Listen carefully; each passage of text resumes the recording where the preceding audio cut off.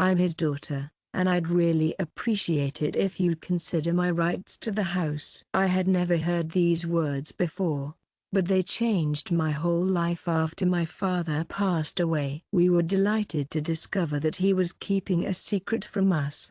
It turns out he was hiding a second family and a sister we never knew. We were also surprised by what happened next. I'll always remember the day when I first felt something strange in the air, like something was about to change forever. Even then, our family felt like a rock, steadfast and strong, even though it was already bursting at the seams. It all started with a simple chat about the house that was supposed to go to my sister and me after my dad passed away. "Don't worry about it, we'll take care of it together later," my mother said, her voice gentle as she turned to face the window. As time went on, there were more and more omissions. I felt a bit irritated because I thought that we should put all our issues to rest and find harmony. However, my mother just gave me a gentle smile and said, "Honey, don't worry about rushing things. Everything will come out at just the right moment, just like it always does in our family." I didn't quite catch what she was saying because her words felt a bit mysterious. "Hey, why wait when you can solve everything all at once?" But she looked at me like I was invading her personal space. It seems to be related to an inheritance and a long-standing family promise, which is a lot to take in. It scares her more than it scares me, and I understand why. And then, in that moment, I had this odd feeling that this house was holding something dear, something from my childhood, close to its heart. I used to see our family as, maybe not perfect, but definitely a close-knit and loving bunch. We may not have been wealthy, but we were always there for each other through thick and thin. I'm sure that's what I was thinking when my father was alive. When he passed away, it was as if a little tornado formed inside our family. It gently, but surely, began to suck all of us in. I was surprised to learn that my father was doing something I wasn't aware of. Sister Kira was always close by, and she'd sometimes say things that weren't quite clear.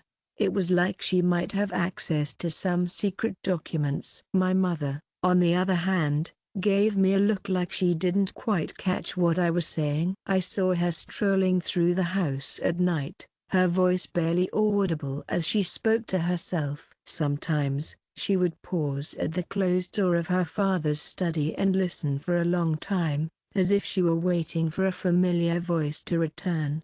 I was a little scared. I gently asked her, "Mom, would you like to talk to me?" "Hey, I totally get it. Sometimes it's hard to share, but you can't hold everything in, you know?" But she just gave a friendly wave, and said that her father's secrets should be his to keep until the right time came to share them with the world. "Everybody in the family has something special to contribute," she said with a warm smile. I could hear a range of emotions in her voice, including fear, guilt, and a sense of doom. At my father's funeral, my mother sat with a look of sadness on her face. It seemed like she was dealing with the loss in a different way than most of us, and I couldn't help but feel a sense of understanding and empathy for her. Kira tried to give her a hug a few times, but she didn't seem to notice. In a quiet, consoling tone, relatives shared that the mother found it difficult to fully express her sadness because it was so painful for her. At the time, I thought she might be doing that to keep up appearances and not start crying in front of others. But don't worry, she hasn't cried much since. I only noticed the brief moments when tears welled up in her eyes, and I felt my heart go out to her. She would quickly wipe them off, press her lips together, and withdraw into herself. However, after the funeral, it felt like time stood still. The inheritance was still on the family's list of things to do, but it was at the very bottom, and all conversations about him were limited to vague phrases, which must have been very frustrating for him.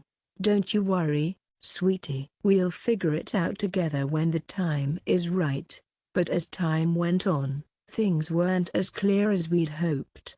My mother seemed to be leading the conversation in a different direction.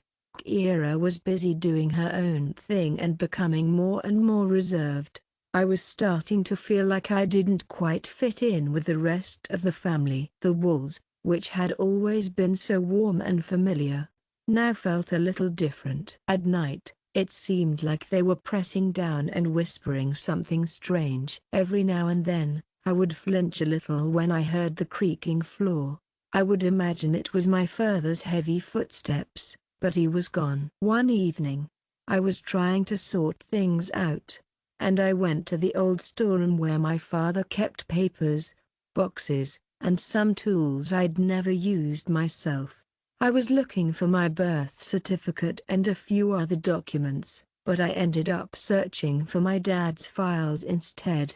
I knew that he was a very organized man. He signed everything and put it all in order. I was going through some old receipts and contracts, and I found a folder I hadn't seen in a long time. "I'm sorry, but there wasn't a signature on it." Inside, I found some letters. They were written in a handwriting that I couldn't decipher. They were addressed to my father. "I'm sending you some love and missing you dearly. I'm just curious. When do you think you'll feel ready to tell them about me? I really hope you haven't forgotten your promises." I felt a chill run down my spine when I saw the lines. I'm wondering if he had another woman in his life. Or maybe it was about the old one, love, or, even scarier, a child on the side. The letters were full of heartfelt apologies and emotional pleas to come home. I read the part where it said, "You promised to take care of our daughter. She's 6 now, isn't she?" My throat felt dry. It was a letter from 7 years ago, and I'm so glad you finally have it. So now, if that sweet girl really exists, she's already 13. I started to shake, and I'm sure you can understand why. I was sitting there in the cold afternoon, and I had no idea what to do with myself. I'm not sure why my mother chose to keep this secret. Maybe she didn't know about it herself. I'm wondering if you can help me figure out why it's behaving so strangely. I spent the next day just kind of wandering around, not really sure of what to do or think. I was thinking about those lines from the letter, and they just kept coming up in my mind. "I know you said you'd take care of our daughter, and I really appreciate it. I did my best to stay out of the spotlight and not let my mom know that I'd found out something, but it seems like she must have sensed something was off. You look a little pale. Are you feeling a bit under the weather?" "What is it?" she asked playfully at breakfast, but I gave her a gentle shrug and a smile. Kira didn't come to the table, as usual, because she was dealing with some urgent business. When I had a moment to myself, I was having a hard time knowing what to do. "I know it might be hard, but I really think it's important that you tell your mother everything. You can do that by telling her the truth, or you can try to find out the truth on your own. I'm worried that my mother knows everything, and this is her terrible secret. I'm curious, sweetheart. Why is she afraid of legacies? I'm wondering if there might be a father's child somewhere who could use a little help and might be entitled to a part of the house." I totally get it. I can see why no one wants to rush into law. I had so many questions. I was really sad when I realized that I didn't know how to ask them. I didn't want to upset our family. Out of the blue, the phone rang in the evening. I picked up the phone, and a voice I didn't recognize, a woman's voice, asked me in a kind, gentle tone, "Is that you, Leonid's daughter? May I speak to your mother?" I felt my heart skip a beat. I had no idea who it was. "I'm so sorry, but she can't come right now," I said, feeling a bit disappointed. "What's wrong?" After a little while, someone said, "I'd like to talk about his promises." I was absolutely terrified. "What promises?" I inquired gently, but the person on the other end had already ended the call. I was sitting on the edge of the couch, my phone in my hands, and I couldn't help but shiver. I'm sure it was the same woman who wrote to my father. I'm curious. How did she get my number? And why did she decide to call right now? I'm wondering if she might have found out about her father's passing and is thinking about claiming some of his property. I felt my heart pounding in my chest, and I couldn't help but feel a sense of fear wash over me. I thought it would be best to keep this call confidential until I had a better understanding of the situation.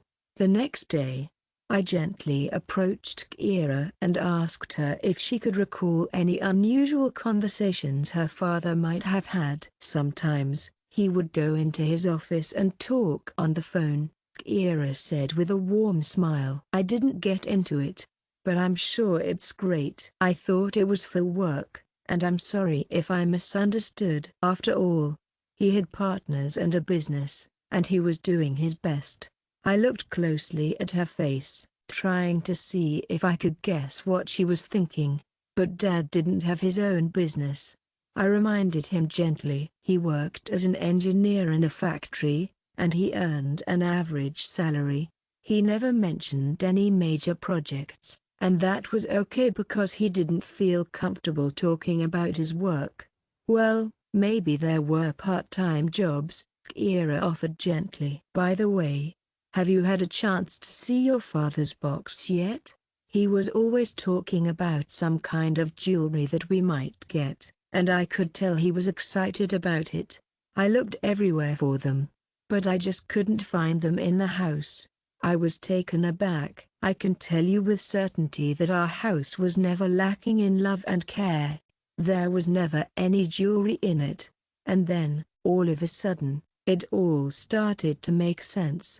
Like pieces of a puzzle were finally coming together. Maybe my father kept something secret, or could it be that they're just talking to hide darker secrets? I felt like I was on my own, and I was about to make some very unpleasant discoveries. The nurse kindly interrupted the conversation. We'll talk later. I'm going to have to head out right now, so I just grabbed my bag. I was left alone in the house, and the shadows of the coming evening trembled on the walls. She looked at the closed door to her father's office one more time, her heart feeling a gentle poke with the weight of her thoughts. We hadn't dared to go in there for no particular reason, but I felt drawn to it.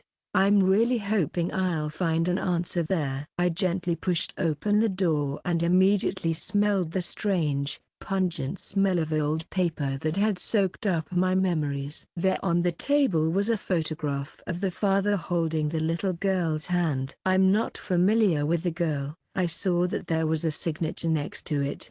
Her name is Dinah. My joy is with you. My vision went dark. I'm so happy to tell you that he really did have another daughter. I'm wondering why he didn't say a word and why my mother either didn't know or chose to ignore the situation. At that moment, I heard a cough behind me. I looked back, and there she was, my dear mother.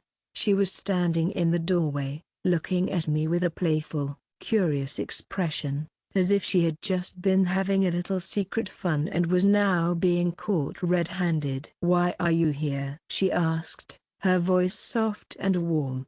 I suddenly burst out. "Who is this girl? I wonder why Dad is holding her hand and calling her his daughter." My mother gently covered her eyes with her hand and said in a soft, caring voice, "I thought he would tell me everything himself. I really wanted this day to be a success, but unfortunately, it didn't work out." I waited for her to say something, but she just kept repeating the same thing. I really hoped he'd make it. I felt really angry. "I'm wondering how you were able to live a life for so many years." My dear mother came over and gently took the picture from me. "No worries," she said kindly. "We don't need this pain." I could see how nervous she was, how her lips were so tight, and how her fingers were shaking. I could tell she was doing her best to stay calm. "I just can't forget," I said, trying to find the right words. And my dear mother, startled by my outburst, hurried out of the room, taking the photograph with her. I found myself in my office, surrounded by the silence that can sometimes feel so thick you can almost touch it. In that moment, I made a decision that, no matter how hard it might be, I was determined to find out the truth, even if my mother didn't choose to share it with me. So the father had another daughter? I'm starting to think she might be my half-sister. I'd love to know where it is now and what its place is in my father's will. I'm wondering if there might be a reason my mother is taking so long to register the inheritance. I know that we're not the only ones who get a bit nervous when we think about losing the house. It's a scary thought, isn't it? My stomach clenched as I thought about it. You know, this is actually a really important part of our memory. I totally get it. Any court is going to take into account the presence of other children and a father. I'm wondering what would happen if it went much deeper. I had this feeling that each step I took was going to be a little more painful and a little more dangerous. I couldn't help but notice that Kira didn't seem the least bit surprised, and I was curious about why that might be. After all, she was subtly suggesting that there might be some romantic interests in her life. I wonder if she might have known for a long time and just didn't say anything? I couldn't sleep at night, restlessly turning from side to side. I was thinking about all those letters, the photo, and the disturbing words. I'm curious, who is this stranger? What did you call? Oh, I think it's probably the same Mum. I'm curious, sweetie. Why did she suddenly decide to announce herself just now? It's possible that she had tried to do it before, and her father had kindly stopped her. I'm sure he said that when the time was right, he would share everything with his family. I'm so sorry, but there just wasn't enough time. I was lying there, looking up at the ceiling, thinking about what I was going to do the next day. I'd really love to talk to Kira, but I need to do it in a way that's respectful and thoughtful. I'd love to find out what my mother has been hiding from me for years. We can't let things stay this way. In the morning, Kira herself came to my room, and I was so happy. Are you awake? What is it? She asked, her voice warm and understanding, as if she could sense how restless the night had been. She didn't say anything, but her nod gave me all the confirmation I needed. I'm struggling too, she said gently, as if everything was falling apart. I think my father had a secret, and I'm worried that it's about to come out. I asked in a friendly way, hey, did you happen to hear about the girl? Kira looked away and replied with a kind of wistful sigh. I found some odd photos and caught a few snippets of conversations, but I felt it was best to stay out of it. I thought that, if it was true, Dad would make the decision. Now that he's gone, we're left with the whole story. I could see a mixture of fear and relief on my sister's face as I read it.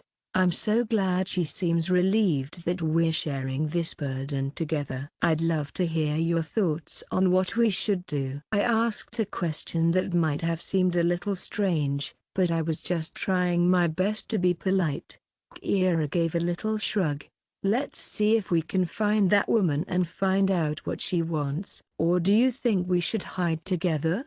There was no need to be shy or reserved. I'm sure we all understand that, even if we have official documents confirming paternity, we'll still have to face the consequences at some point. I really need to have a chat with my mum, I suggested, but the sisters looked at me like I'd said something totally silly. She's not saying much these days. She's worried that everything will come out, and I understand why. I'm sure there's no reason for her to look at us like that. I knew my sister was right, and yet my mother was the only one who could know the truth about the details. I felt a pang of resentment in my heart. I'm sure we all want to know everything, and we all deserve to know everything without anything being hidden. I know you've got a lot on your plate, but I'm really hoping you can give us a little more information about what's going on. I'm worried because I think it might be more serious than I thought. That day was a little bit strange, but in a good way. I strolled around the house, trying to take my mind off things. I tidied up a bit, got a few things in order. Out of the blue, I heard a quiet sound coming from my mother's room. It was like something had dropped, but I wasn't sure what. I rushed in and found her sitting on the floor in front of an open bookcase with an armful of old letters in her hands. "Mom, are you feeling under the weather?" I gently lowered myself to her level. She looked up at me with tears in her eyes. "Go away," she whispered, her voice soft and pleading. "I'd rather you not see this, my dear." I really wanted to leave, but I just couldn't. I saw that she had the same letters in her hands, and it made me so happy to see that she had more of them now. It might have been a whole past that we didn't know about. Every piece of evidence of what we weren't told. "Mom, please try not to raise your voice," I said, my voice gentle and caring. "I know that my father also had a daughter, and I really miss her. I've seen the picture, and I understand that what happened isn't something I can just ignore."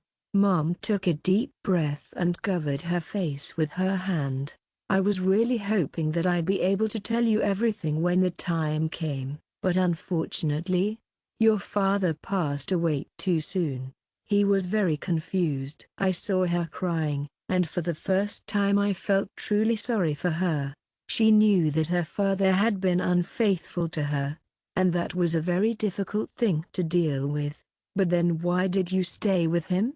"I loved him," she said gently, her voice warm and sincere. "He was very fond of another family, but he couldn't leave us. He had a promise, and he was determined to keep it. He felt it was his responsibility to take care of you, too, and he was so happy to do it. But things got a little out of hand. I'm so glad to tell you that my mother knew about it after all. He really wanted to include her in his will." She said it in a quiet voice, but she didn't seem comfortable talking about it. I thought he still had plenty of time. "I'm so happy to tell you that the puzzle is coming together. According to the law, if paternity is confirmed, the house will have to be divided. It's possible that my father didn't quite finish the paperwork, and so the question came up again." I understood that my mother was really worried about losing the only thing that made the old family home feel like home. "We're also talking about this girl, and it's important to remember that even the father himself considered her his daughter. I'm sorry, but I can't see how it's possible for you and Kira to disagree on anything, especially when it's such a small thing," my mother said, her tone a mixture of concern and exasperation. "Now, let's talk about what might happen if there was another heir." I have to admit, those words left me feeling a bit uneasy. Is it ready to close suddenly? This child also needs support, and I understand that. But my mother's reaction, clutching the letters in desperation, made me feel like she was afraid I would take them away and go somewhere else with them. The next day, I decided to follow Kira's advice and look for the woman who had called me. I totally get it. If it's already started, it's likely to happen again. I looked through the list of incoming calls on my phone, but I couldn't find any numbers. There was a mobile phone that didn't seem to belong to anyone, and it didn't ring back. I was starting to feel a bit worried because I thought I might have missed my chance. But then, a couple of days later, I heard my mom talking to someone in the living room. She was speaking in a quiet, concerned voice. "I really hope you understand, but I asked you not to call again." "I understand, but I don't think it's the best idea for you to come here." "I'm sorry, but I really think this will ruin everything." I was totally shocked. "I'm so happy to tell you that she's in touch with that woman. I'm so glad to tell you that she's not only aware of it, She's also trying to stop it from entering our lives. When my mother hung up the phone and caught sight of me standing in the doorway, her eyes darkened. "Did you catch all of that?" "What is it?" she asked, her voice warm and concerned. She held the phone close to her heart. "I understand, and I'm here for you. Would you like to move on from the past and start a new chapter?" I replied, my voice quivering with emotion. My mother let out a gentle sigh. "Daughter, I know you're trying your best, and I appreciate that." "I totally get it. Sometimes it's just better when no one knows the truth. I'm here to look out for you." "I know how hard it is when people find out about your dad's second family. It's so easy to get caught up in the condemnation and gossip, and it's really tough on everyone. I know you'll be able to handle it. But if not, don't worry, you'll get through it." But I was already feeling really upset. "I'm struggling to understand how you can live with yourself when you're not being honest, not just with others but with yourself as well. I'm just wondering what will happen when the truth comes out anyway." I could feel my anxiety growing, and I could see that Kira was feeling it too. It was so lovely to see her starting to venture out of the house more often. I had a feeling she was on the hunt for some clues. Sometimes, when she came home late at night, she would go to her room and need some quiet time. She didn't want to talk about it, and in the morning, she seemed even more tired than the day before. I understood how hard it was for her. She was torn between wanting to protect our home and knowing that we had a half-sister who my father might have really loved. I'm wondering why he did it. One night, when we were sitting together in the kitchen and I couldn't sleep, I suddenly burst out, "I'm just wondering, did he miss us?" I couldn't find the answer either, and I know how frustrating that can be. We all have our moments, and sometimes those moments can lead to consequences that last for years. And now we're all living with the consequences of his decisions. Around the same time, there were a few little strange things happening in the house. I used to hear knocking on the walls at night, but I thought it was probably just the wind and the drafts. But my dear mother would start clenching her fists nervously, and whisper, "Oh, please tell me he didn't come back from the dead," to remind me of his guilt. I felt so sorry for her. At the same time, I found myself thinking that she had something to feel guilty about, too. After all, she didn't say a word. She knew that there was another child and could have helped her father settle the situation long ago.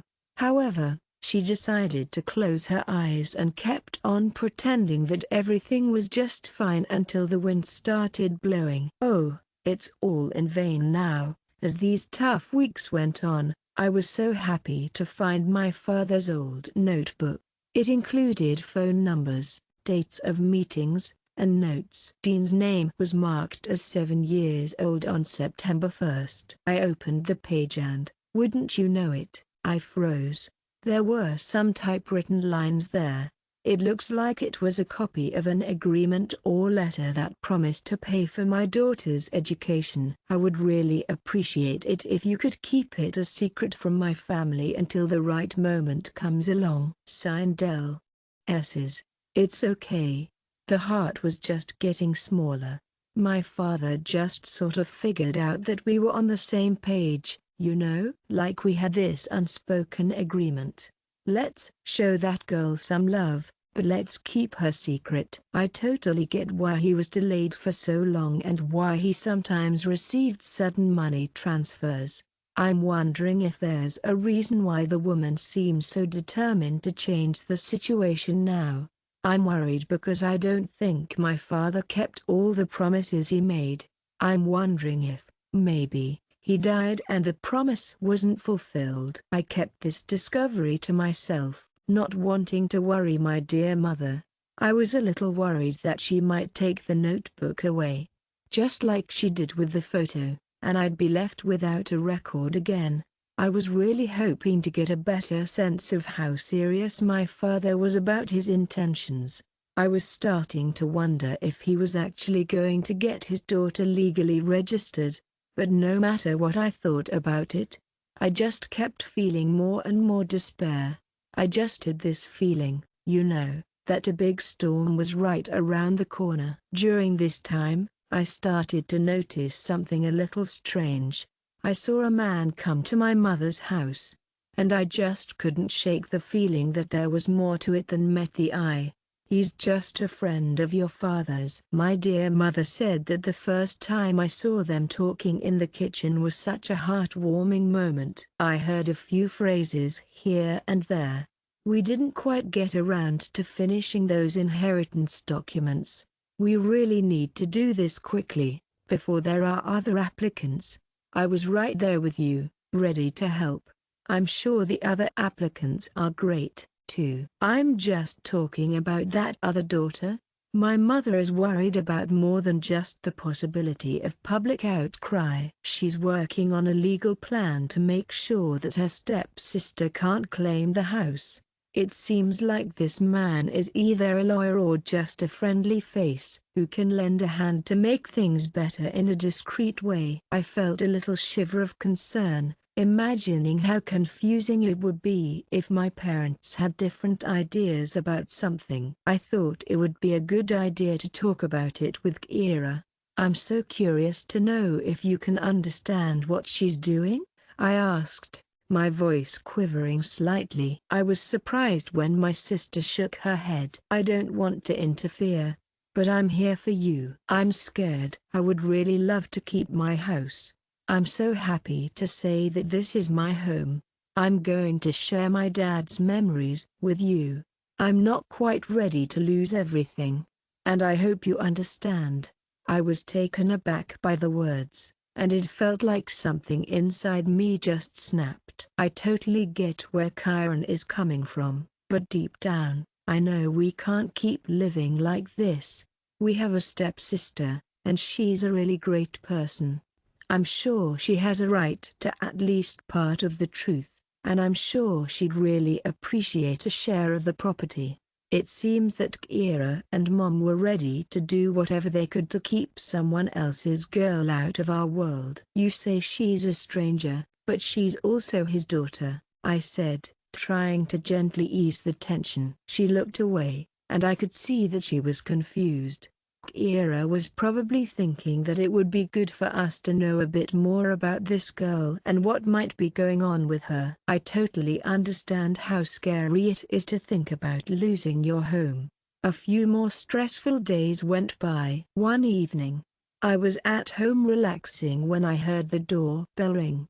When I opened the door, I was surprised to see a strange woman standing there. She was pale and seemed a bit upset. She had a child with her, about 13 years old. My dear mother leapt out of the guest house and immediately shouted, "Get out!" "I didn't ask you to come," but the woman said quietly, her voice soft and determined. "I want them to look her in the eye, and I know they can do it. She's also his daughter." The little girl snuggled up to her mother, and I felt a wave of warmth wash over me. My stepsister was standing up straight in front of me. She looked real, scared, and confused, but I could still see her face and recognize her features. Her father's eyes were warm and a little sad, but he smiled radiantly at the corners, as if he was trying to bring a little light into the room. My mother was so upset that she wanted to send the guest away, but I talked her down. "Hey, I just wanted to say that we should talk for a minute," I said, trying not to sound too upset. Mom's eyes showed her frustration. The girl gave me a look that said she was ready to take off at a moment's notice, like a little animal. The woman, her mother, took a deep breath and said, "I'm sorry, but I just have to come here.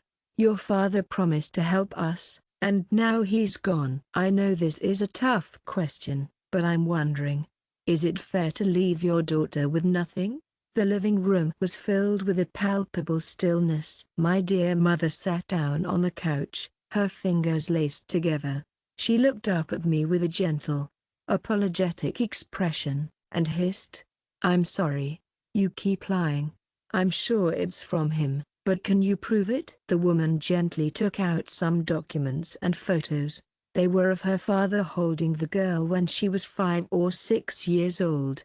I know they caused you some pain, and I'm so sorry. I was so happy to see my father looking just as I remembered him, only with a different child. He looked so happy and gentle in the pictures. I felt a twinge of sadness and frustration because he wasn't being as open with us as I'd hoped. I'm sure things would have turned out differently if we'd tried a different approach. He was probably just trying to do the right thing, but he got a little overwhelmed by his feelings. The woman reassured us, saying that Dinah, the girl's name, was officially registered under her mother's name. However, her father was always there for her, helping out whenever he could. Unfortunately, he didn't have the time to make things official. Now we're out of support, she added quietly, her voice tinged with concern. I would have loved to come out to see you, but I'm afraid we're in a bit of a pickle. Now that he's gone, I'm asking you to do something very important. Keep your promise to Dinah and not push her away. My dear mother just gave me a playful smile, her eyes twinkling with mirth.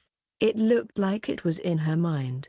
There was nothing left in her eyes but hatred and fear of losing her home. When the woman and the girl left, leaving copies of some papers, I was a bit taken aback at first, but I understood the situation. I had a thought, and I'm sure you'll understand why. This is my own person, at least in part, but we are like sisters with her. She has the same lovely genes and the same beautiful smile that I saw on my dear father. In a moment of shared understanding, Mom and Kiera chose to embrace a thoughtful silence. She'll take everything from us, Mom said, her voice quivering slightly. If they can prove paternity, they can go to court.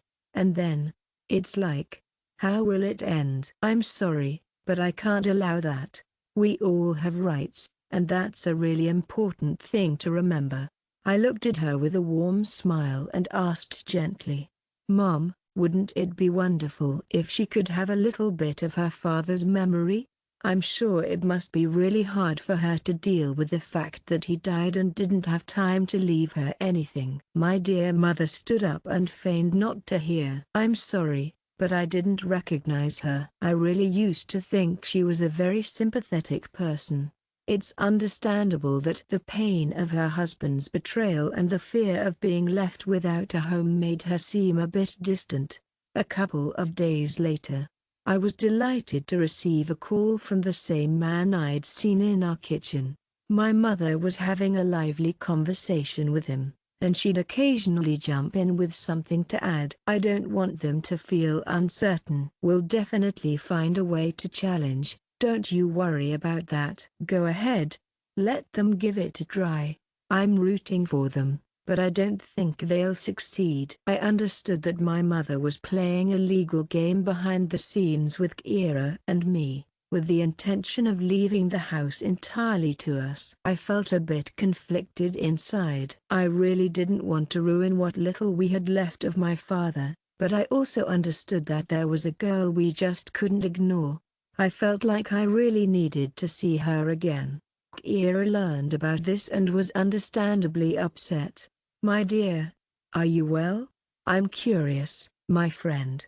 Why do you go where you don't want to go? Do you want us to stay outside? I looked at her and saw the same emotion as my mother, and it made me feel so good. Fear. I had a growing feeling that it wasn't fair, and I felt really bad for the other person.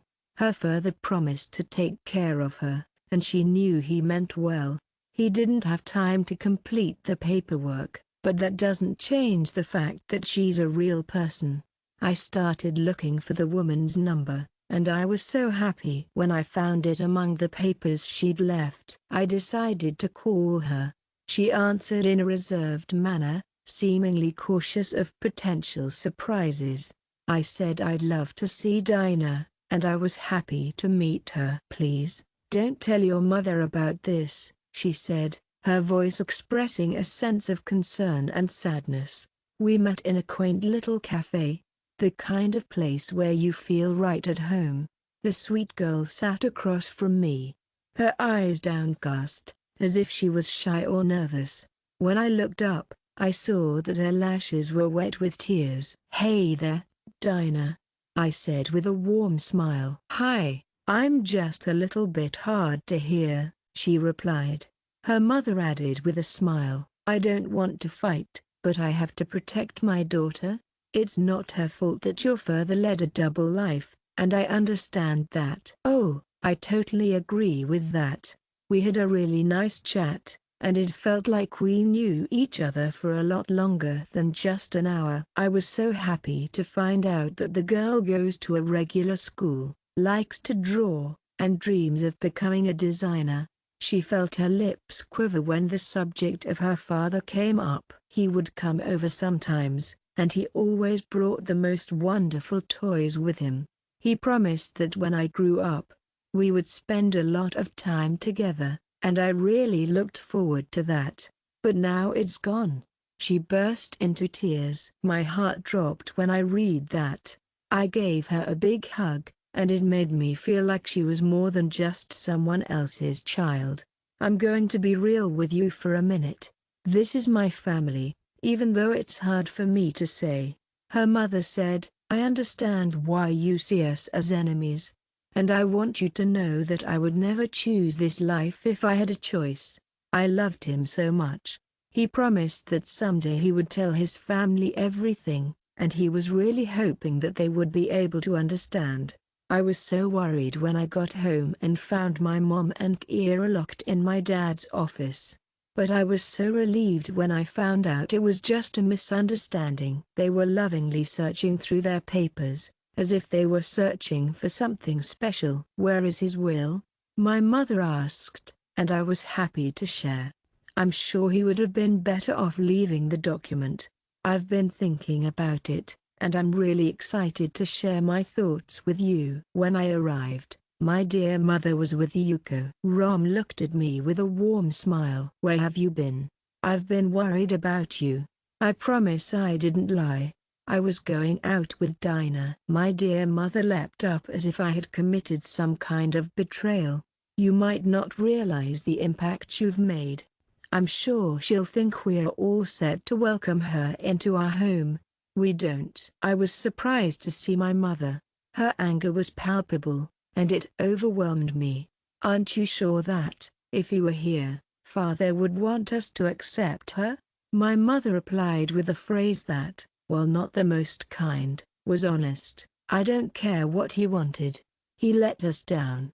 Kira looked away, feeling a bit overwhelmed. She was probably more gentle, but I understand that she was also afraid that the house was lost. In a soft, reassuring tone, she said, "We'll find the paper, don't you worry.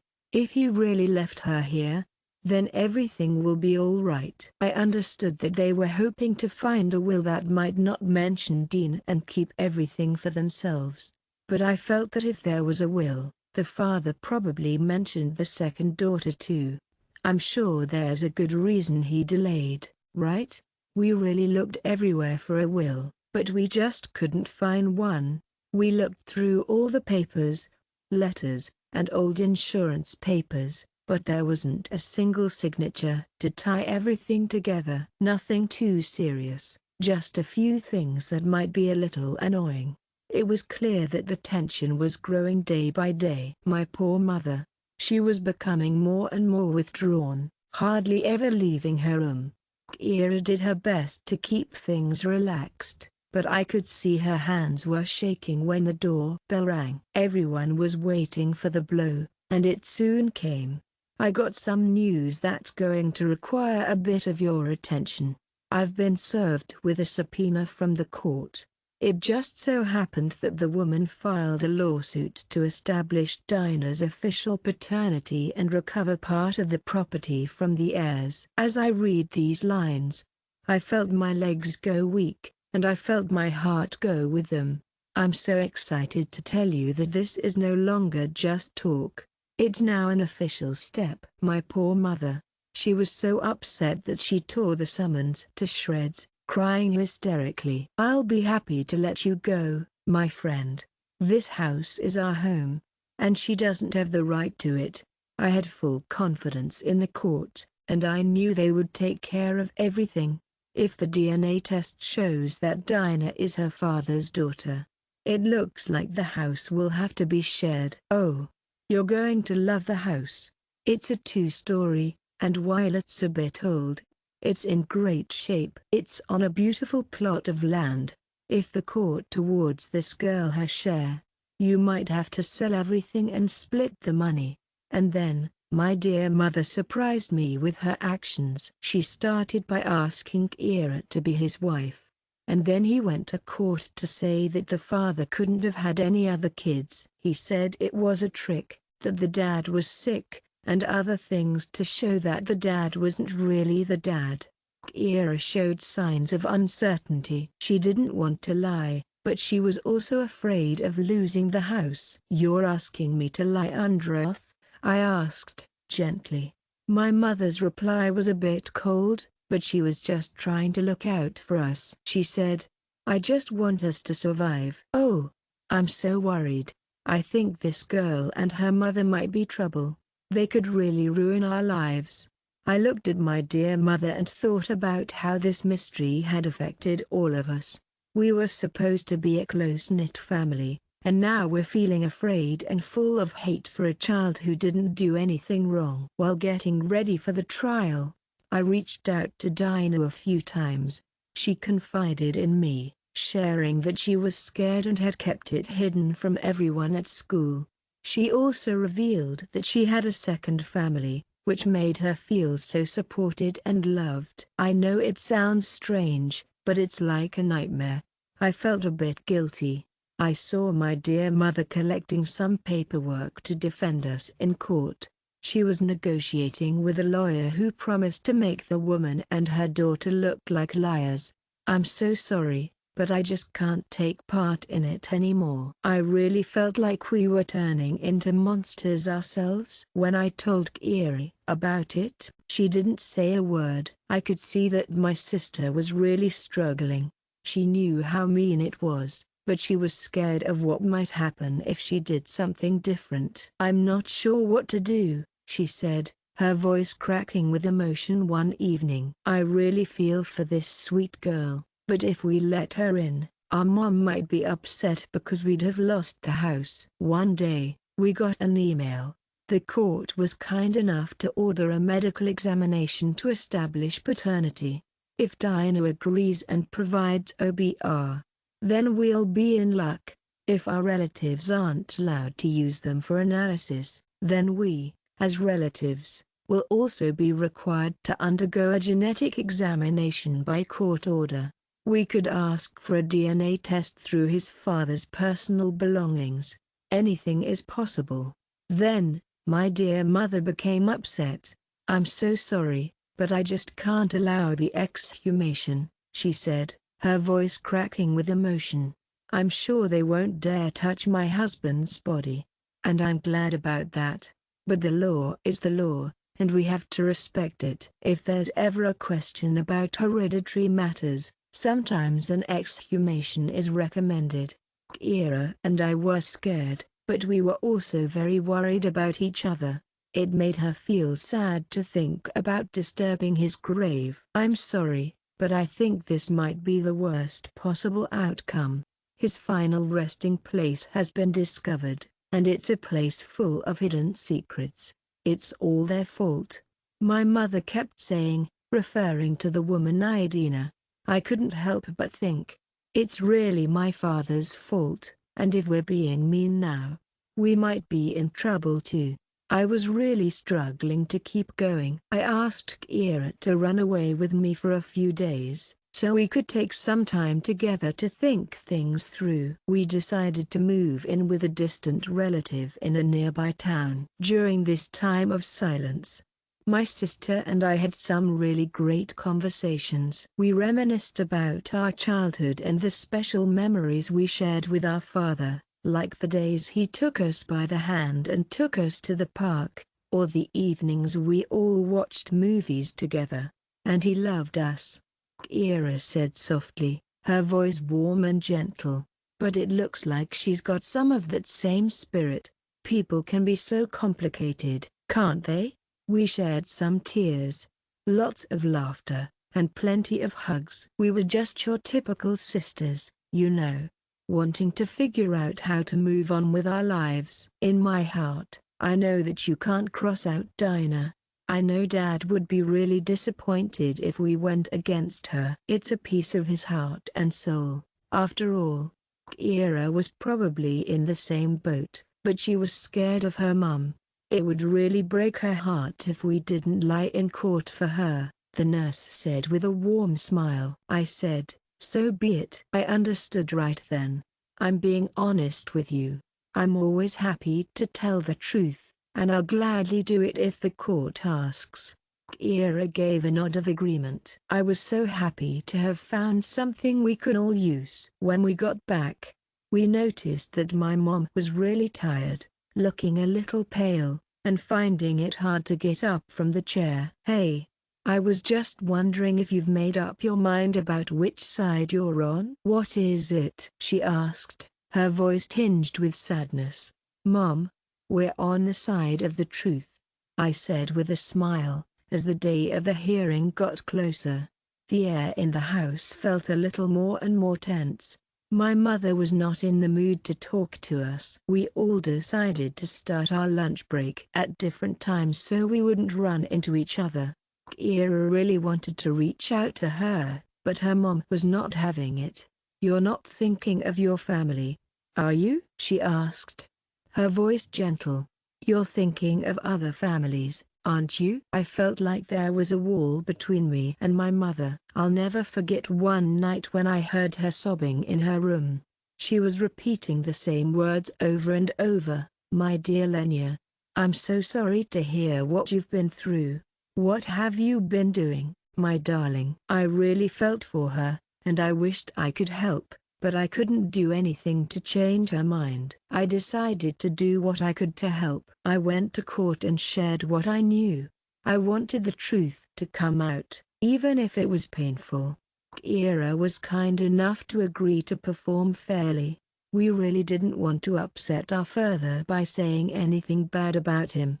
At the same time, we also didn't want to ruin the life of a poor innocent child. And now, my dear friends, the day of judgment has arrived. We were just hanging out in the hall. I looked at Dinah, who was holding on to her mum. Her face showed her fear. My dear mother is pale and pursed-lipped in the company of a lawyer. The judge, stern and tired, listened to the sides. The woman was in tears as she explained that Dinah's father had offered his help, but unfortunately, he didn't have the time to prepare the necessary documents. She mentioned that her daughter, Dinah, really needs the paternity recognition so that she can have the right to a share of the property. My mother replied with a playful smile. This is a form of extortion. My husband was a devoted son and brother. He was just trying to help out some folks he knew. He didn't have any daughters. I sat there, listening, and I felt my stomach clench in response. And now it was our turn. My mother gave me a look. If you're thinking of leaving your family, I'd rather you didn't say anything. But I couldn't. I shared with her the heartwarming discovery I'd made, the letters, the photo, the tender moment captured in the picture of her father holding her hand, and the loving notes in his notebook where he called her by her first name. Ira was so kind as to let me know that she had seen these pictures. My poor mother's face showed the pain and anger she was feeling. I knew she would take it, and I couldn't hold it in any longer. The judge was kind enough to order an expert examination. My mother expressed her concern, saying, "No, this seems like an instance of newborn mistreatment. I won't let you." The lawyer confirmed that exhumation was possible under the law, but my mother, depending on her personal beliefs, asked the court not to do this. The judge was really understanding and gave us some time to look for other evidence. For example, we can take a father's personal belongings, like his things with his genetic traces, his hair, or his toothbrush. It was a really tough spot for the house, just hanging there in complete uncertainty. I'm so happy to tell you that if it turns out that Dinah is a daughter, she will be entitled to part of the inheritance. If not, then we'll take care of everything. Everyone was sure of it. She's a daughter, and I'm so happy to tell you that she's doing well. I totally get it. The only uncertainty was whether the court and experts would be able to find enough reasons to legally recognize this. My mother had a strong reaction in court and decided to leave without saying a word to us. During this month, while waiting for a new hearing date, I saw Dinah several times. I tried to support her as best I could, and I let her know that no one would ever leave her. She asked if we'd be able to talk if the court decided to support her. I nodded, feeling the connection. I really wanted her to have a warm relationship with her older sisters, because I know how important that is. With a shy smile, she said, "What if you're not my biggest fan? I told you I didn't." But the kitties were scratching right inside me. It's easy to see how Mom could have had a hard time with both me and Dinah. I'm sure we'll find a way to make this work, even if the court recognizes her right to the house. Sell and divide? I'm sure we can find a way to meet each other halfway. How about we offer them some compensation? Absolutely. And if the father wanted to recognize his daughter, would it be necessary to sue again? However, my dear mother said that there's absolutely no way she'd ever consider compromise. I don't want to pay them and everything, my dear. A few days before the meeting, I decided to have a little look in the attic. You know, just in case there was an official will that my father had hidden away somewhere. I went upstairs, making my way through the old trunks and sacks of junk, rummaging in the dust. I was almost desperate when I heard the floorboard creak. Kira turned around. "I decided to help," she said with a warm smile. The two of us were sorting through crates, Grandma's things, magazines, and old documents. At first, we thought that everything was in vain, but then we saw a small wooden box with a tarnished lock, and everything changed. I was so excited when I found an envelope inside. It was addressed to me and my daughters. I opened it and saw a sheet of paper covered in small handwriting. I could tell it was probably a draft will, or maybe just a letter. It all started with the words, "I'm so sorry about everything. I'm not sure I can be the best father for you." My temples were pounding, and I felt like I could use a break. I read on, and I'm so glad I did. My father wrote to me about his other daughter, Dinah, and he lovingly asks us, when the time comes, not to judge him too harshly, but to accept her as a sister. I'm not sure if I'll have time to finish the documents, but I know that she's a part of our lives. So it was said, and I'm sure there's a good reason for it. Don't worry. There's a postscript at the end. "We're so happy to tell you that the house you live in belongs to our family. I'm sending you my best wishes as you try to find a way to share this so that there's no hostility. I'm sure everything will work out well. You'll probably get one part, and the other will go to Dinah. I want us to be a family. I'm sorry to say that it wasn't signed by a notary. It wasn't a legally certified document, but it meant more to me than any official will ever know." Those were my father's own words. "We'll take care of the last one." Kira and I were so happy that we hugged each other after reading the letter. For the first time in days, I felt like we still had a little bit of a human soul left in us. My father really wanted us to be a close-knit family and didn't want us to be separated. He asked us to do our best to keep the peace. I'd really love to be able to tell my mother, but I'm not sure how to do that. I know she wouldn't want to listen, and I don't want to pressure her. We thought long and hard, and we've decided that we're going to be open with you about the email. We went downstairs, and there my mother was, calling her lawyer. She was a little impatient, but I understood why. I heard her say something really sweet, and I'm sure you'll want to retract some of your statements. We went into the room, and Kira gently handed me the letter. Mom, I'd really love it if you could read it. In a moment of frustration, Mom tore open the envelope and began reading. She started to feel a bit overwhelmed, and her face went pale as she read. Eventually, she dropped the paper on the floor. It's a fake, my dear. Are you trying to intimidate me? We felt a tingle of shivers run through us. I'm sure she doesn't mean to imply that we wrote something like this ourselves. I could see that she was crying. She sobbed and ran out of the house. I ran after her, calling her name, but she almost ran out the gate. I understood how hard this was for her because my father had decided to come clean. He told us that he had always planned to adopt his other daughter, too. My poor mother. She felt so deceived and didn't believe anyone. The next court session was coming up, and we were all looking forward to it.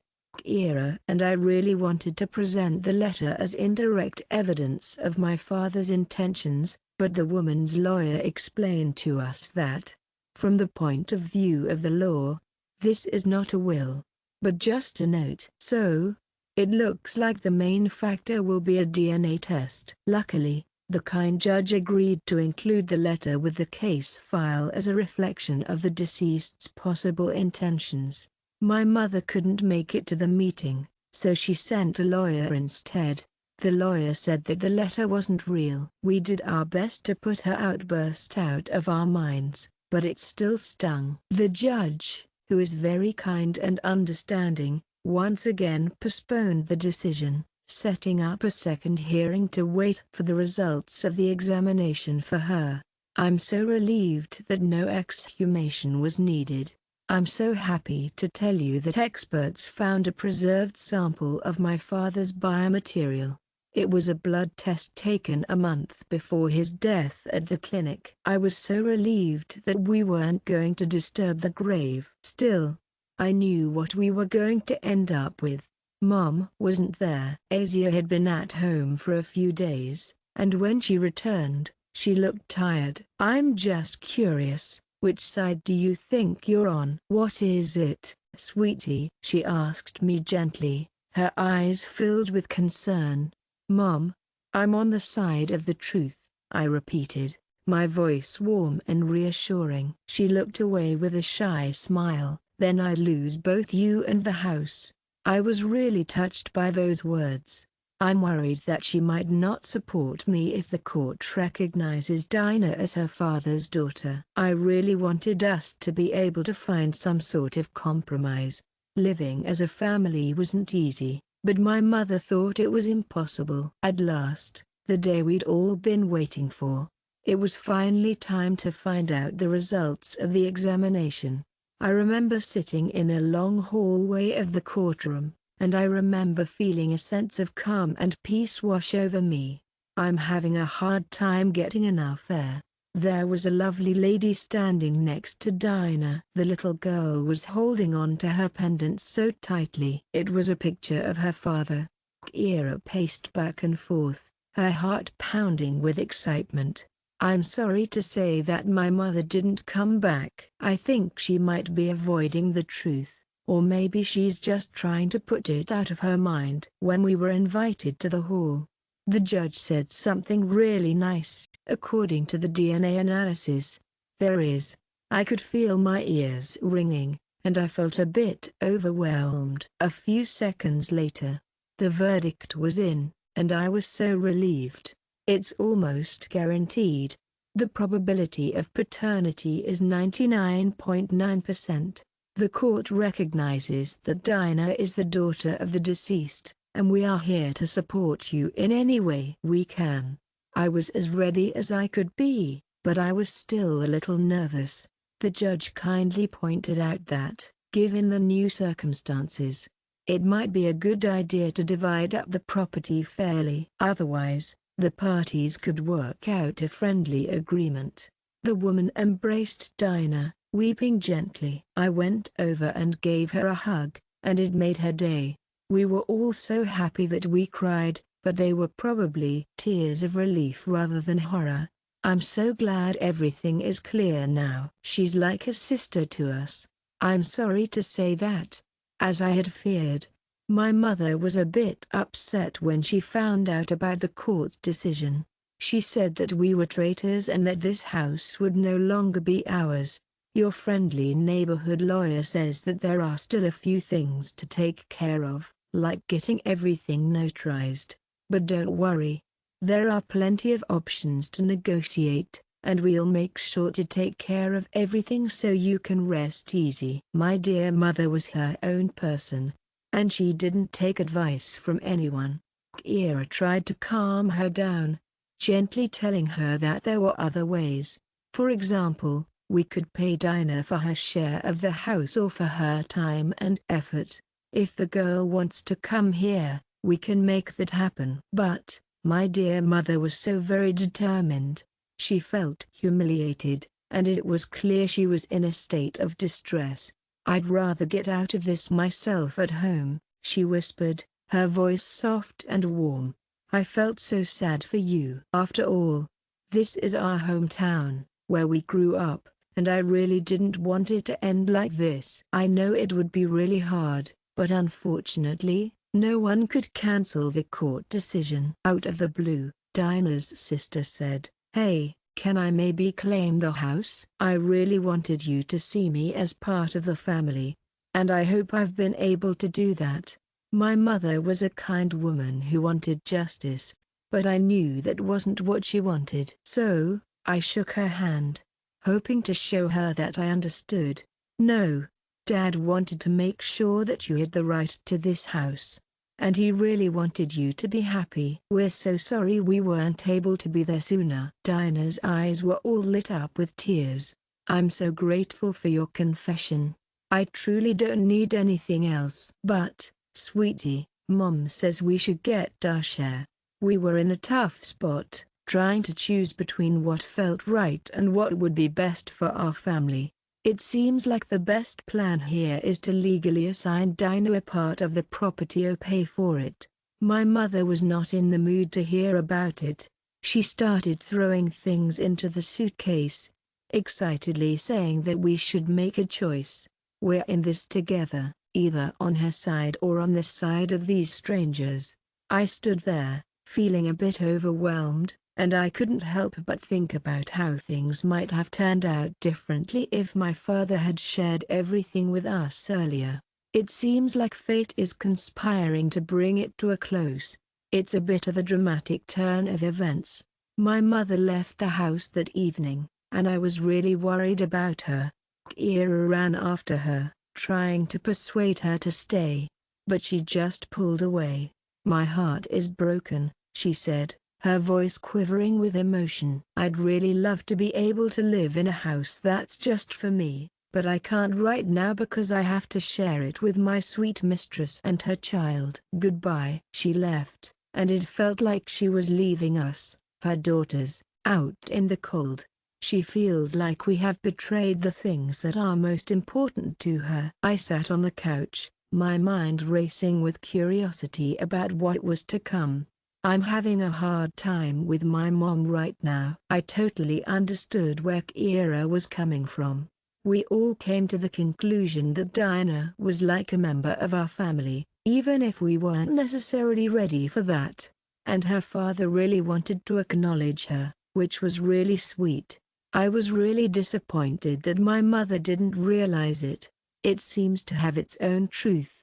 And that's okay. I know you're trying your best, and I appreciate your efforts.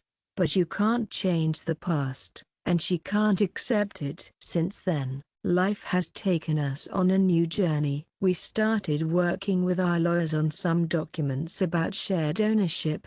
Kira, feeling guilty, suggested that her mother go back and make a settlement agreement. But the latter did not answer the phone and ignored all requests. I was so happy to hear from my aunt that my mother had gone to another city to live with her sister. She's still getting used to things, and she's not quite ready to see us yet." Oh, I was so sad about it, but I couldn't do anything about it.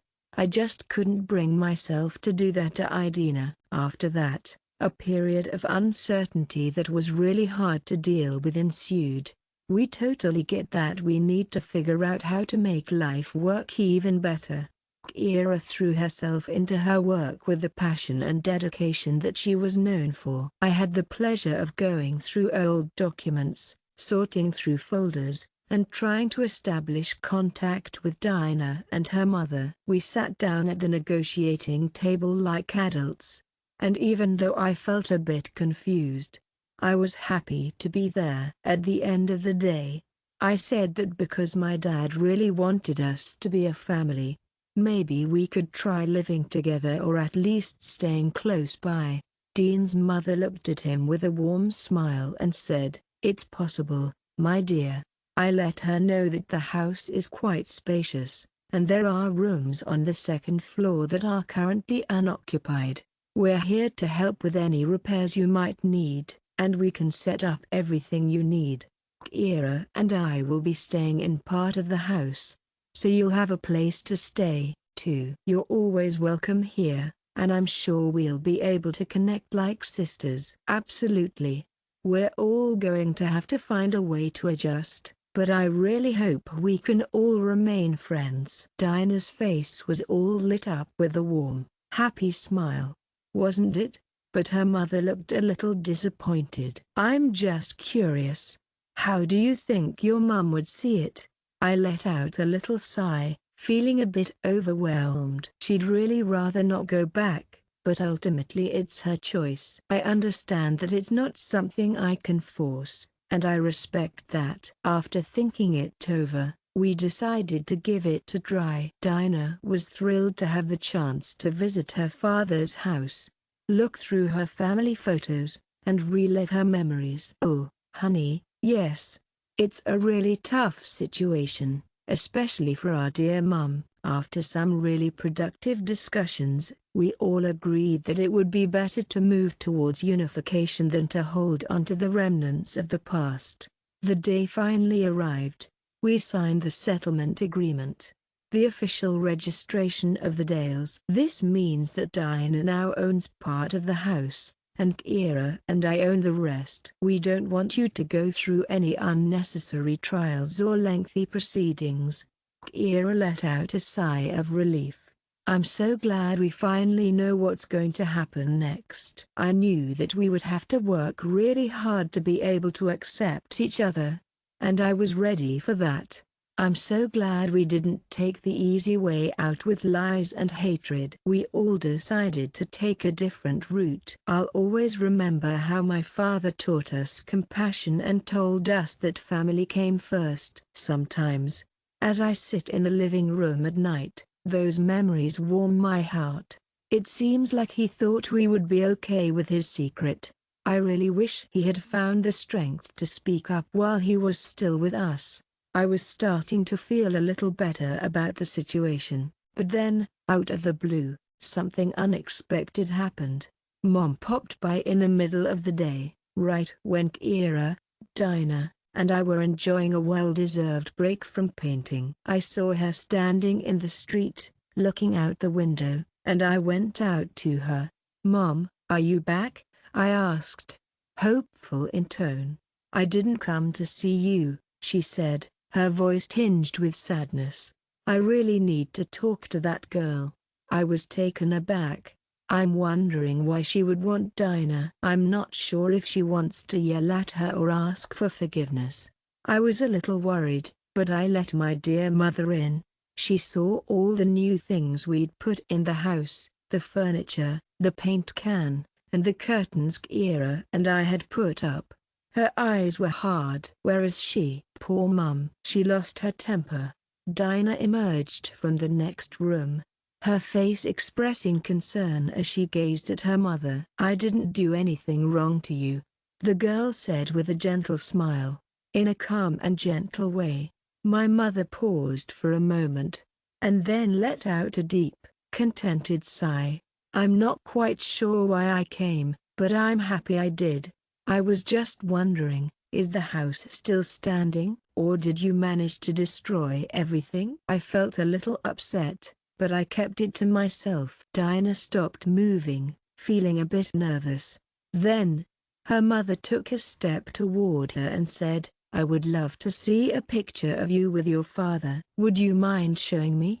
The girl nodded her head in agreement and gently held out a small locket, her hands shaking with emotion. My mother opened it, and her eyes welled up with tears when she saw the miniature photo of my father and Dinah. "I'm wondering if this is a reconciliation or if it's going to be another round of pain." "I understand. It's hard to say." I saw my mother's hands tremble as she closed the locket. Then she said softly, "I thought I hated you, but I guess I just hate everything he did to me." Dinah didn't say a word, and Mom surprised everyone by giving them a little scolding. "He also promised me that he would always be there for me and never betray me. And then you were born, and I was a little overwhelmed. I just wanted to put it all behind me." She sounded tired, like she had been carrying a stone in her heart for a long time. I thought she was going to run out of the house, but she didn't. She stayed. She sat down on a chair and gazed down at the floor, her mind drifting peacefully as she let her thoughts wander. "You're also his blood, sweetheart," she said gently. We spent a few hours in the dark, wondering where this might take us. My mother was so kind and loving towards my father. She told me how much she loved him, but she was also worried about her second family. It was hard for her to admit that she was worried about them, even to herself. Dinah was crying and asking for forgiveness, even though she didn't think it was her fault. Kira and I just decided to take a step back and let them have some quiet time together. At one point, my dear mother spoke softly to Kira and me. "I might have been wrong. I probably should have taken it right away, but I couldn't. I just couldn't. And that's okay." I saw something special in her eyes, something I hadn't seen in a long time. There was a depth to her gaze that spoke volumes, a unique blend of sincerity, pain, and the unconditional love of a mother. Yes, she couldn't change the past, but maybe now she could find some small way to bring peace to her heart. It was a really special moment, but they didn't exchange any formal hugs. I felt like there was a change in the relationship between my mother and me. It was like the wall between us had become more permeable. I was still a little unsure about how we were going to live our lives, but I was hopeful. That evening, my mother left with a gentle, "I'm not quite ready yet, but I'll be back, I promise." I nodded, hoping that she'd be open to reconciliation. We all know that life doesn't always work out the way we'd hoped, and sometimes we're left with scars that we'll always remember. We were really worried about whether we'd be able to survive as a family, especially after everything we'd been through with betrayal, pain, and secret letters. Kira, Dinah, and I were working on some renovations, and we were trying to make our shared house a place for everyone. Dinah would sometimes ask in the evenings, "Are you sure you're not angry that I live here? I would never want to cause you any pain, and I'm always here if you need me." I was able to help her feel more at ease. "No. If Dad were still with us, he would have brought you here himself and said that you're our sister. It was bound to happen sooner or later," and she smiled a little sheepishly. "Life goes on, and sometimes even in the most peaceful of times, the fate period brings new challenges, but you've got this." We were all thinking the main drama was over. But then, out of the blue, an elderly woman who said she was a distant relative of my father showed up. "We've only heard a little bit about a great aunt of ours. She said that she was rightfully part of the family, and that's something to celebrate.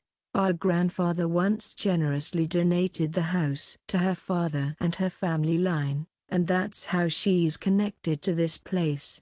We were shocked. "I'd love to know what kind of donation you're interested in making." Kira snapped up. "We're sorry, but we don't know you. And our beloved father's house was always a place of comfort and warmth for us. But that woman showed me copies of documents, and it looked like she was supposed to get a share.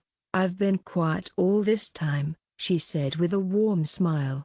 "I know we're all doing our best, and I really appreciate that. But if you're already sharing everything, then I'm worse off." I felt a little dizzy. "But I'm sure that's just the excitement. We've just had a bit of a rough time. But we're getting through it. We've started to work on rebuilding our relationship with my mother, and now we've got a relative reaching out with some documents." I really struggled to understand why our family keeps having problems. It feels like they're never going to end. We spoke with a lawyer, and they explained that if the donation is really authentic, you can challenge it based on the statute of limitations or look for inconsistencies. I totally understand, but this does require some money, time, and court hearings. Kira was really worried. "I'm sure we all want to avoid a lawsuit, right?" Dinah looked a little down, as she was starting to feel quite comfortable with the idea that the house was half hers. "Now, it's possible that this could change for all of us." It was as if, in an effort to test our family's strength, fate had thrown us a curveball. At the same time, I understood that none of us wanted to keep going through such a difficult process in court. "I'm sure we can find a way to come to an agreement." We invited the woman to sit down at the negotiating table with us. She was quick to let me know that she wasn't planning on leaving just yet. "My dear mother used to live in this house, and I feel so connected to it. I totally understand why you've decided to split it among yourselves, and I'm totally cool with that. But I was just wondering, would it be okay if I included my share as well?" I looked at Kyron's pale skin and realized how tired she was. Dinah didn't say a word, but her actions spoke volumes. She squeezed my hand, and it was the simplest, most heartfelt gesture that said more than any words could. And then, something happened that changed the conversation. My dear mother, who was usually so reserved, suddenly appeared in the yard and went into the house where we were having this conversation. When she saw her elderly relative, she gave her a warm smile and said, "Ah, here's the thing. You're thinking that because they have their own space here, you can take a piece? I remember you. Thank you so much for coming to see us when my husband was still with us. My father mentioned that your mother was paid for her share years ago and decided to let go of her rights. I'm sure you don't. But do you have any proof?" The woman was taken aback. "Oh, I'm so sorry. What evidence would you like me to find for you?" "My dear, it's been so many years." My mother lifted her chin with a warm smile, and said that my father had mentioned that he had bought out that share. "Don't worry if the document wasn't saved. You can probably find it if you look through the archives." I could see the woman was confused.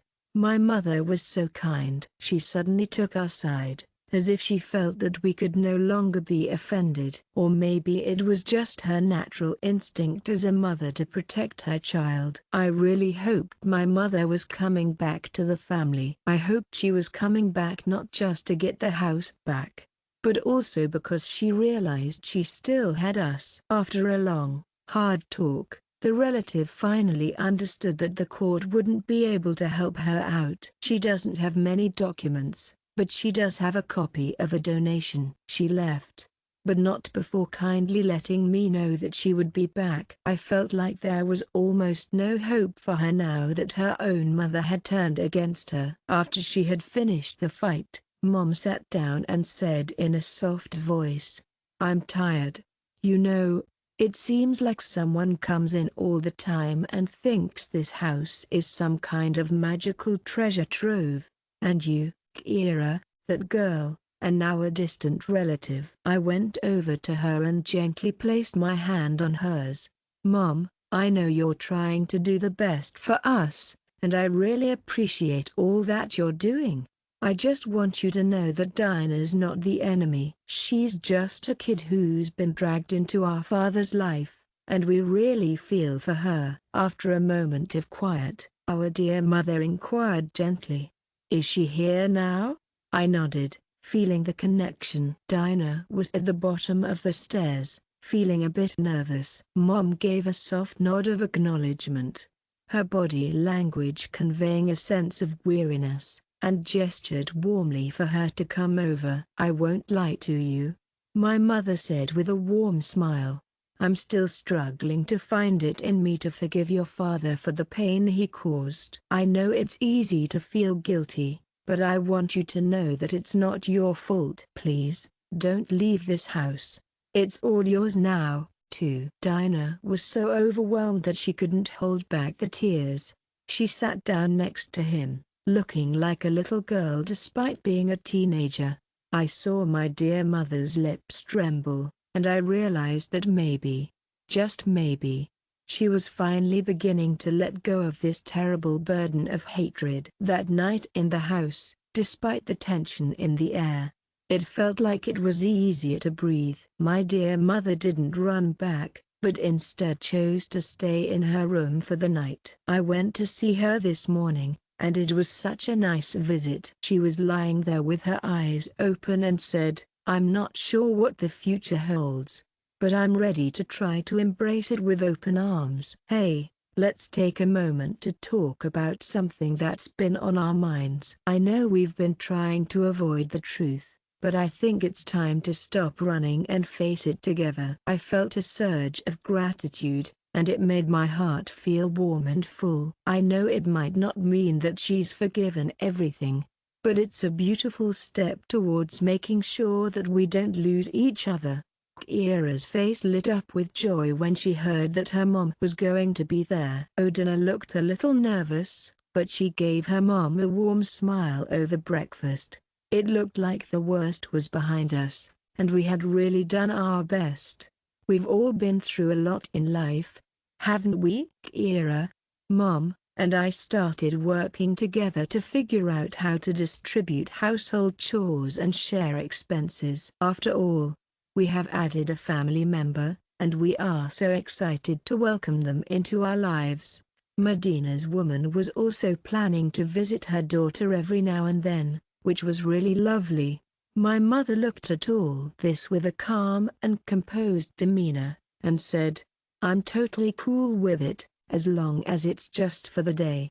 We decided to go ahead and accept it for her, figuring that the best thing to do is to gently ease her into a new reality. Then we started talking about repairs and upgrades. It looks like the walls in some rooms have been affected by moisture. We really wanted to do the right thing and invest in the restoration. My dear mother surprised me with her kindness. She said, "I have some savings." Hey, just wanted to let you know that you can use this to make repairs in one room. Let Dinah choose which one she wants. I was caught off guard. It was a really thoughtful gesture. Dinah felt a bit embarrassed, but she was also happy. I understood her feelings and said, "I see. I understand." I could see my dear mother's hands shaking as she spoke to Dinah, but I also saw her doing her best to overcome a deep-seated resentment.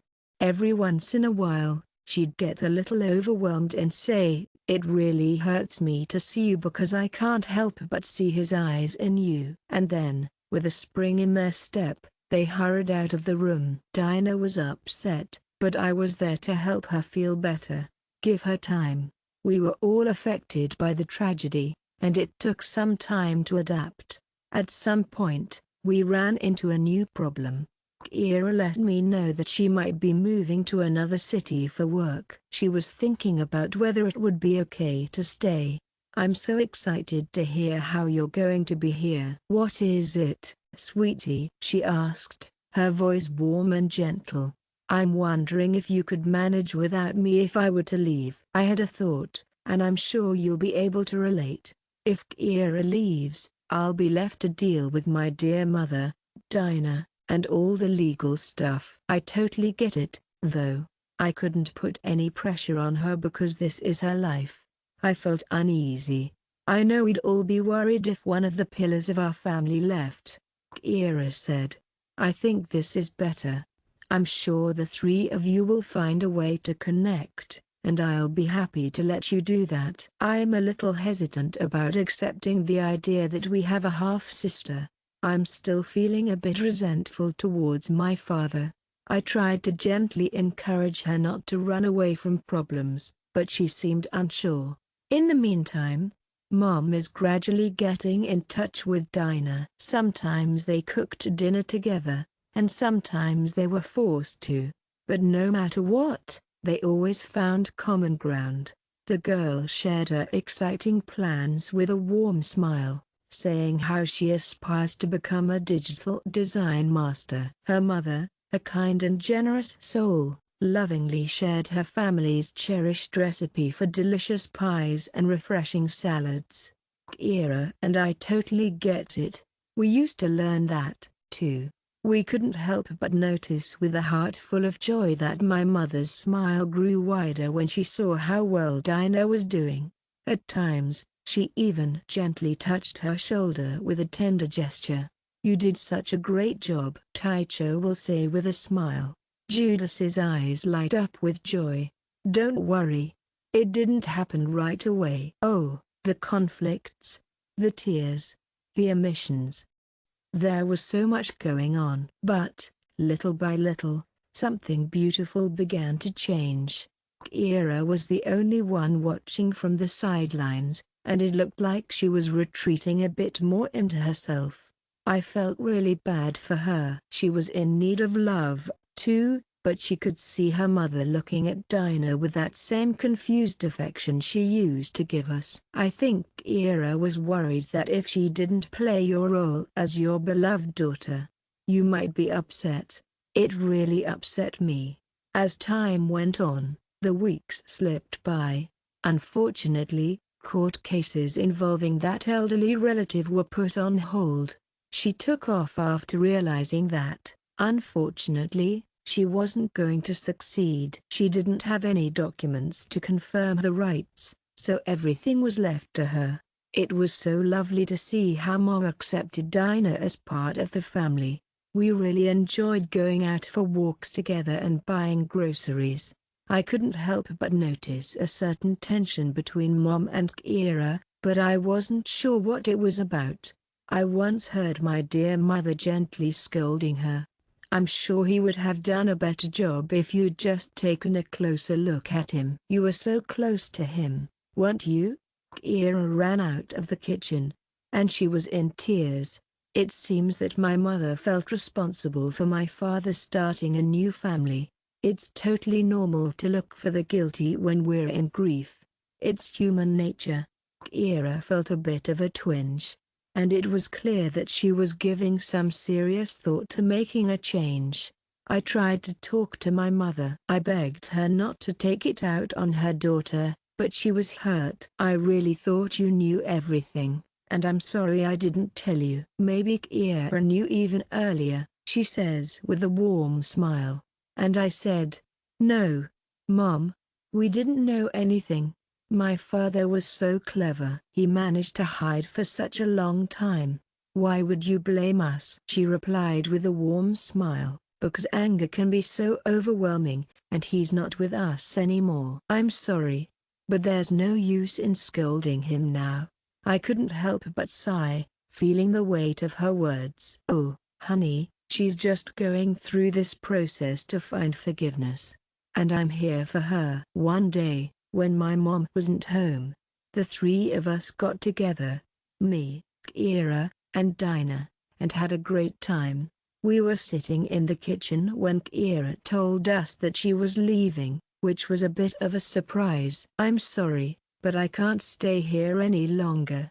It's painful, isn't it? I would really appreciate it if you could find a way to help me move past the constant reminder of my father's double life. I would really love to be able to count on my mom and not have her point the finger at me for everything.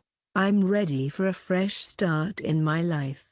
I'm always happy to share my address with you." Dinah felt her cheeks flush with warmth. "I'm wondering if it was because of me." "No," Kira said, her tone reflecting a hint of sadness. "We're all in this together, and we're here for each other.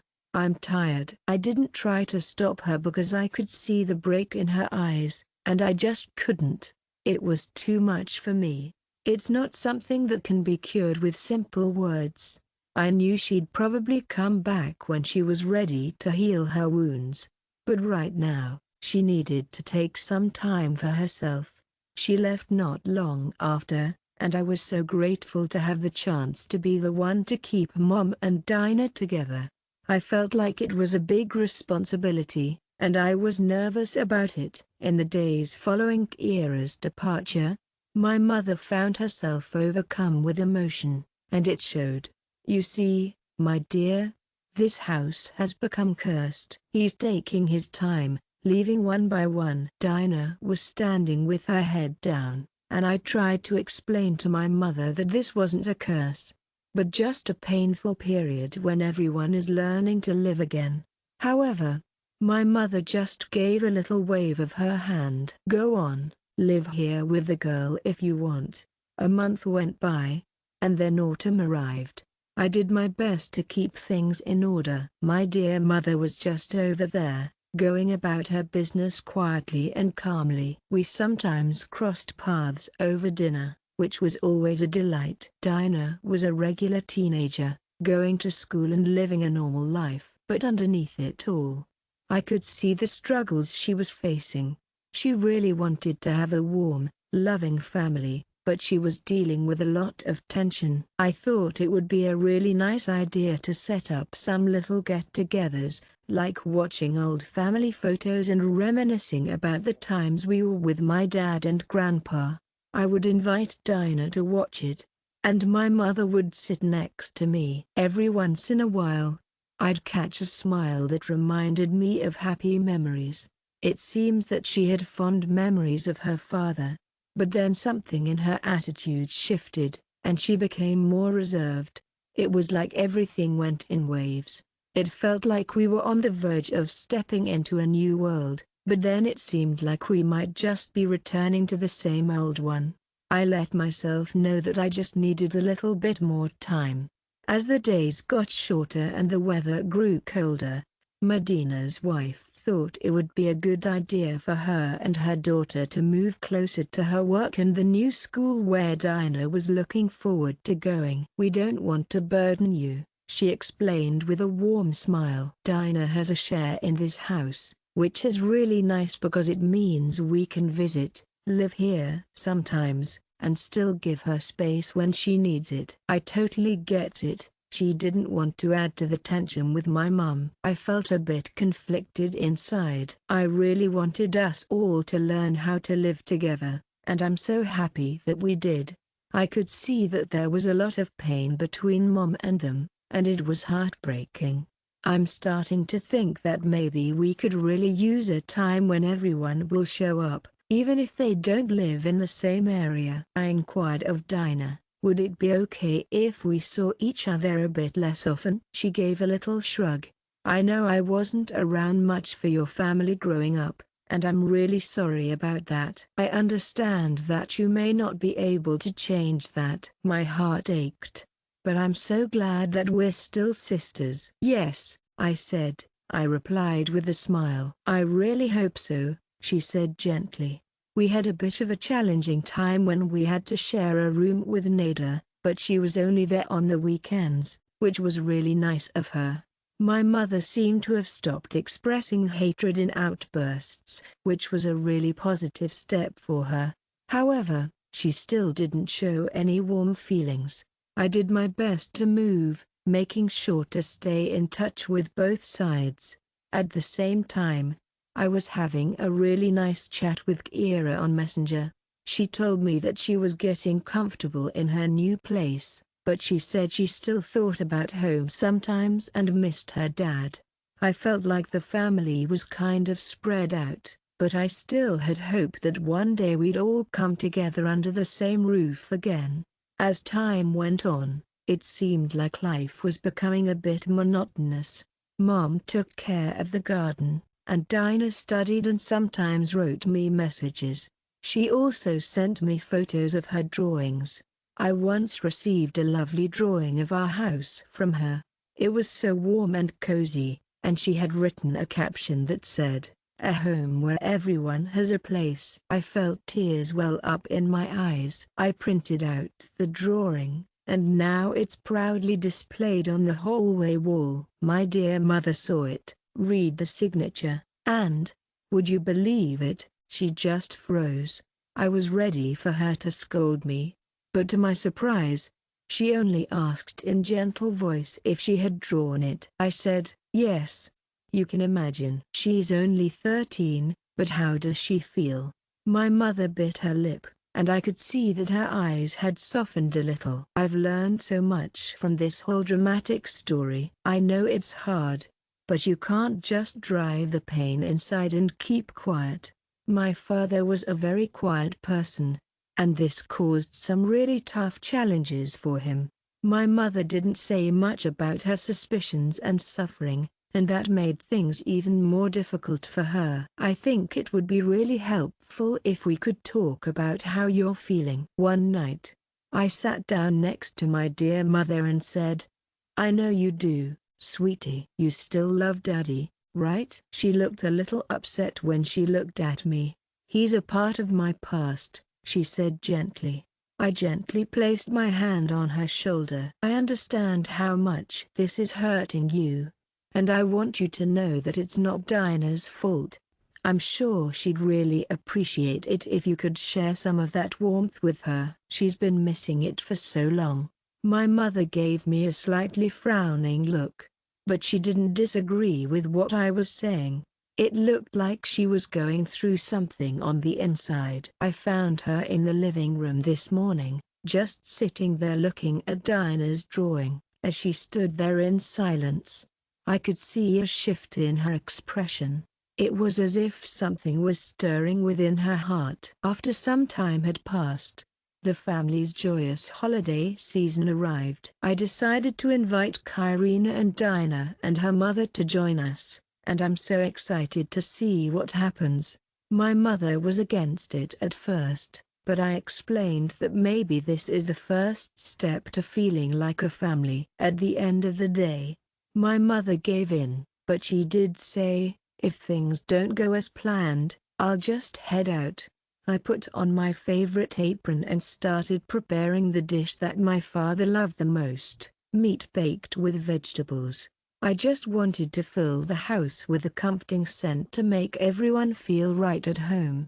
Kira showed up a little later in the afternoon and sat down, looking a little shy and nervous, as if she was embarrassed to meet her mother. My dear mother was sitting across from me, looking a bit tense. Dinah came in quietly, her eyes taking in the room, and her mother smiled warmly at her.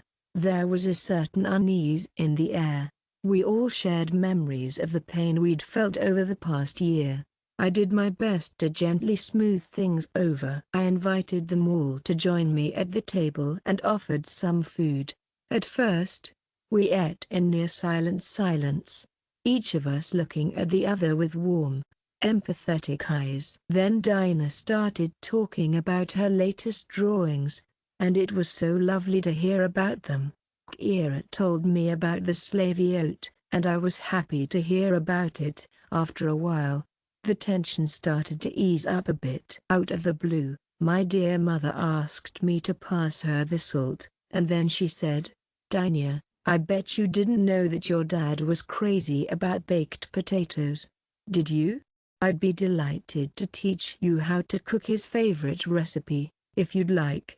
Diana gave a nod of acknowledgement, and her eyes shone with gratitude. I was amazed. My mother seems to be opening up about her father's memories, sharing them with Kira and me and also with Dinah.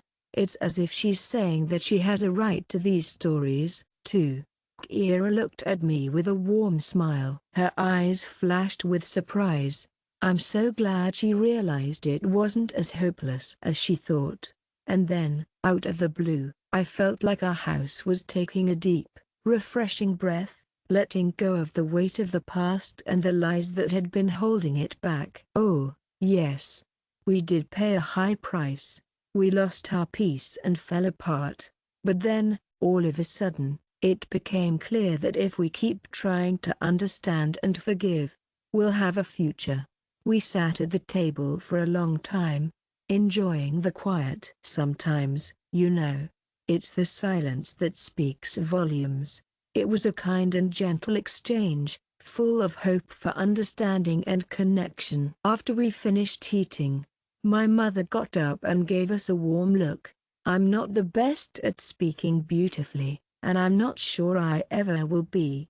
I'll do my best to live in a way that doesn't involve hostility in this house, and I'd really appreciate your help in making this a space we can all be happy in.